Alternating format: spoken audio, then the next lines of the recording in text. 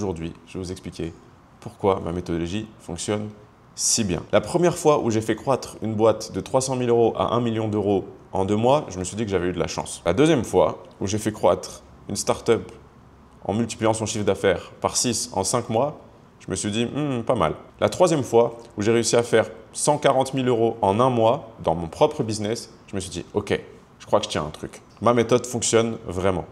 Pourquoi? Déjà, disclaimer, je tiens à souligner que ma méthode, ce n'est pas moi qui l'ai inventée.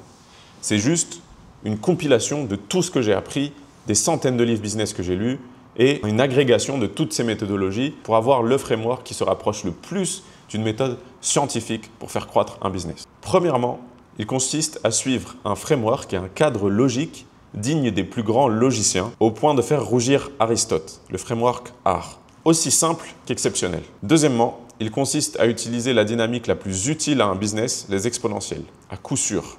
Troisièmement, il propose la meilleure méthodologie d'idéation et de pondération des idées que je connaisse. Et quatrièmement, il est purement et simplement scientifique par l'utilisation d'une méthode millénaire, l'empirisme. Revenons sur le premier point, le framework R. Qu'est-ce que le framework R? R, c'est 5 piliers. Acquisition, activation, rétention, recommandation et revenu. Alors pourquoi ce framework il est si exceptionnel d'un point de vue logique? Parce que ce framework il est MICI. MICI, ça veut dire quoi? Mutuellement exclusif, collectivement exhaustif, ou MUSE en français. Mutuellement exclusif parce que chacune des parties est exclusive, elle ne se chevauche pas. Et collectivement exhaustive parce que ces 5 parties englobent la totalité des leviers de croissance d'un business. On peut trier toutes les parties de la création de valeur d'un business et les allouer à une des parties du plan sans qu'elles ne se retrouvent dans 2 parties différentes. Il est collectivement exhaustif parce qu'il n'y a pas besoin d'y ajouter quoi que ce soit. On ne peut trouver aucune action de la création de valeur d'un business qui soit en dehors de ce framework. Deuxième point, une dynamique exponentielle par essence. L'analyse de données dans cette méthodologie consiste à analyser les indicateurs de performance de manière répétée dans des petits cycles. Idéalement, chacun de ces indicateurs de performance sont triés et ordonnés dans le framework R en 5 catégories. La meilleure manière de l'utiliser, c'est d'avoir un maximum d'indicateurs de performance et plus de moyens de mesurer. More ways to measure, more ways to win. Plus on a de moyens de mesurer, plus on a moyen de gagner. Donc cette méthodologie, elle se distingue du marketing parce qu'elle marie la data, le dev, le marketing et la conception de produits et le design. Mais aussi et surtout parce qu'elle est fondamentalement axée sur la donnée, donc orienté résultat. Maintenant, on a compris que c'était quantitatif, que c'était orienté résultat, que c'était orienté sur la donnée, mais pourquoi exponentiel? Pour la simple et bonne raison que si vous vous focalisez sur l'amélioration point par point dans votre tunnel, pourcentage par pourcentage de vos indicateurs de performance, vous finirez par avoir des exponentiels. Je vous donne un exemple.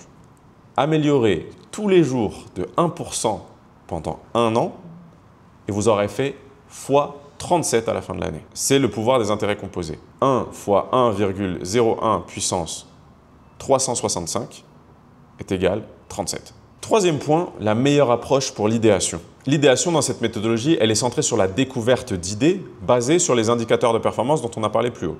Donc, orienté purement résultat, aucune idée lunaire ou farfelue. Quels sont les KPIs? Quelles sont les performances à améliorer?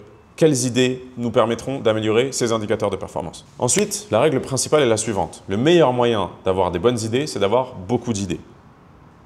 On liste des centaines d'idées pour améliorer les indicateurs de performance qu'on a listés précédemment.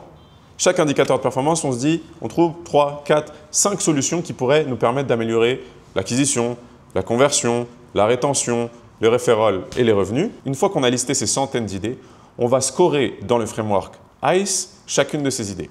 ICE qui veut dire Impact, Confidence, Ease pour impact, confiance et facilité. Donc, impact de l'idée, confiance dans la capacité de l'idée à délivrer du résultat et ease, facilité de la mettre en place. Donc, on va mettre un score sur 10 dans chacune de ces 3 catégories. Un score sur 10 sur l'impact de l'idée, sur l'impact espéré de l'idée, un score sur 10 sur la confiance dans cette idée, est-ce qu'elle marche ou est-ce qu'elle ne marche pas, et un score sur 10 sur la facilité de cette idée. Typiquement, certaines idées, certaines améliorations, ça peut peut-être prendre 1 heure à les réaliser, d'autres, ça va prendre 2 semaines. Une fois qu'on a ça, on fait une moyenne de ces 3 scores et on trie notre Excel pour avoir les meilleurs scores tout en haut. Donc, en fait, on va faire ressortir la crème de nos 100 idées. On va peut-être avoir une dizaine d'idées qu'on peut exécuter dans la semaine et c'est ces idées-là qu'on va appliquer. Donc, vous voyez l'intérêt, on va avoir des centaines d'idées pour faire ressortir les meilleures idées, les plus performantes, les plus sûres et les plus faciles à exécuter pour le plus vite possible, dans chaque cycle, toutes les semaines, exécuter les meilleurs axes d'amélioration pour accélérer sa croissance. Et chaque semaine, vous rajoutez des nouvelles idées. Mais vous me direz, mais à quoi bon rajouter des idées si on en a déjà des centaines? En fait, le but d'avoir toutes ces idées, ce n'est pas de toutes les exécuter. Et vous aurez très certainement des dizaines, voire des centaines d'idées qui vont rester au fond de votre Excel et qui ne vont jamais voir le jour. Mais ce n'est pas grave, vous savez pourquoi? Parce que ça vous évite de tergiverser pendant des mois ou alors d'avoir des réunions interminables les dimanches après-midi avec vos associés pour décider quelle est la meilleure idée. Personne ne sait quelle est la meilleure idée, il suffit de la tester. Donc, c'est une parfaite transition pour vous expliquer 3 piliers de l'idéation. Première chose, il n'y a pas de mauvaises idées. Mettez tout ce qui vous passe par la tête. Deuxième chose, toutes les idées sont scorées. Troisième chose, toutes les idées sont testées empiriquement. Il n'y a pas à débattre, est-ce que telle idée est bonne ou mauvaise? On teste. Et quatrième point, la méthode empirique. Les prises de décision dans le business se basent sur 2 types de savoir. Les certitudes, qui représentent 1 à 10% des décisions qu'on prend, et les hypothèses, qui représentent 90 à 99% des décisions qu'on prend. Et comment est-ce qu'on fait pour valider véritablement une bonne hypothèse? Est-ce que c'est en réfléchissant plus longtemps? Est-ce que c'est en débattant sur cette hypothèse? Non, c'est en la testant empiriquement. La testant empiriquement, c'est par l'expérience. On la confronte au marché, on la met en œuvre, on la mesure et on voit si elle marche mieux ou pas que notre ancienne version. L'empirisme, c'est la méthode scientifique qu'on a appris au collège et au lycée en physique et en SVT. Vous avez l'expérience et l'expérience témoin.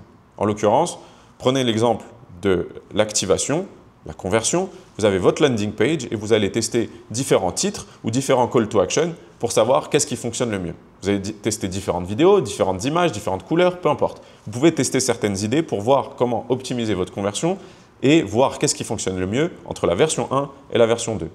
On appelle ça le A/B testing, version A, version B. Il n'y a pas de meilleure façon pour évaluer l'impact d'une idée sur les KPIs, sur les Key Performance Indicators, les indicateurs clés de performance, que testant cette idée ou cette fonctionnalité en conditions réelles de marché.